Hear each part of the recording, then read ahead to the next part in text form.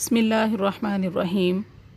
इस हदीस में ऐसे 3 किस्म के बदनसीब लोगों का ज़िक्र है जिनकी तरफ क़यामत के दिन अल्लाह ज़ुल जलाल नज़र रहमत से नहीं देखेंगे।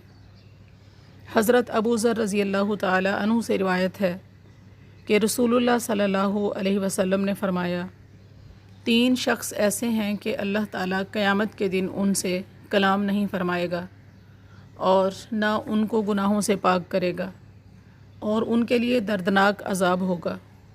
नंबर 1, अपने अतिये का एहसान जतलाने वाला।